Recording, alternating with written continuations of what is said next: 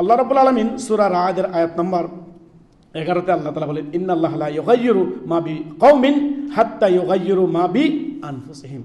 আল্লাহ ওই জাতির অবস্থান ততক্ষণ পর্যন্ত পরিবর্তন করবেন না যতক্ষণ পর্যন্ত আপনি নিজে না পরিবর্তন হবেন। আপনি নিজেকে নিজে পরিবর্তন করেন। দুনিয়ার ক্ষেত্রে আপনি যেই কাজ জানেন না, যে ড্রাইভিং জানেন না, ড্রাইভিং শিখছেন, তারপরে আপনি ড্রাইভিং করতেছেন, তাই না?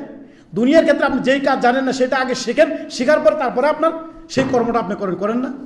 এই যে দুনিয়ার রুজি রুটির জন্য কত মেহনত পরিশ্রম আপনি করেন, যে আমি রুজি রুটি পাওয়ার জন্য, একটা চাকরি নেওয়ার জন্য কিছু জানতে হবে ন্যূনতম, তো জানাটা আগে জানা, তারপর চাকরি। তো এই যে এত মেহনত পরিশ্রম দুনিয়া আয় উপার্জন করার জন্য, আপনার দিনের জন্য, পরকালের জন্য আপনার কি উপার্জন আছে আপনার বলেন?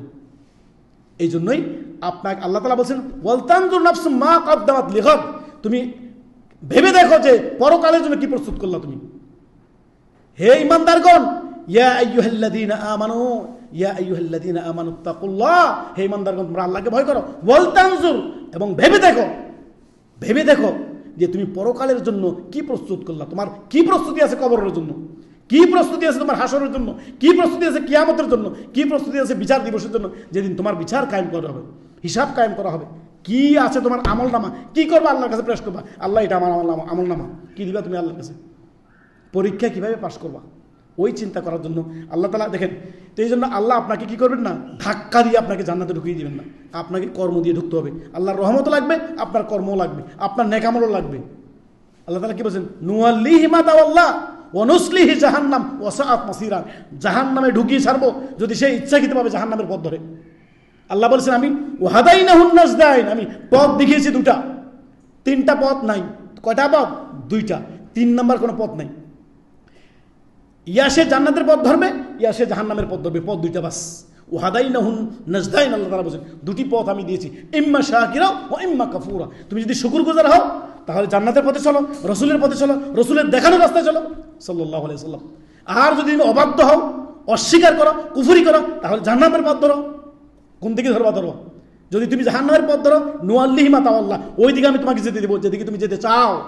ওয়া নুসলিহি জাহান্নাম, জাহান্নামে প্রবেশ করিয়ে ছাড়বো। ওয়া সাআত মাসীরা, ওইটাই তোমার প্রাপ্য স্থান, যোগ্য জায়গা তোমার ওইটা। যা তুমি কর্ম করেছো, কর্মের ফলাফল ওই জাহান্নামই, জান্নাত না।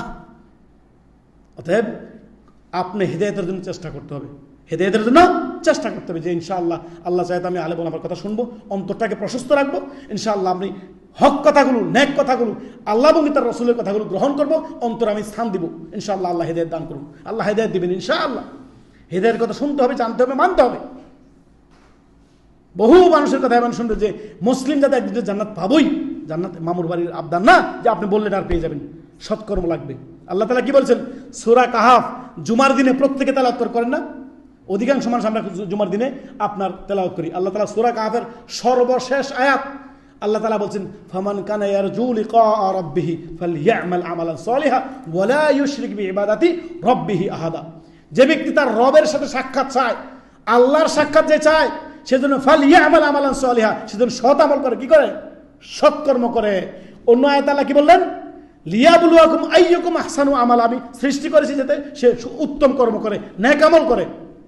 এখানে আল্লাহ বলেন, ফামান কানা ইয়ারজু লিকা রাব্বি, লিকা মানে আল্লাহর সাথে সাক্ষাৎ চায়, সেজন্য কি করে?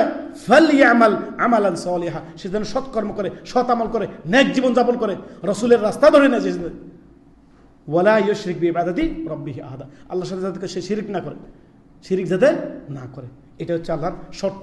তাহলে আল্লাহ জান্নাত দিবেন।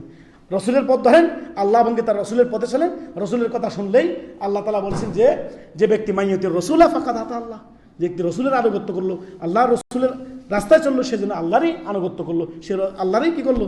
অনুসরণ করলো। এই হচ্ছে আপনার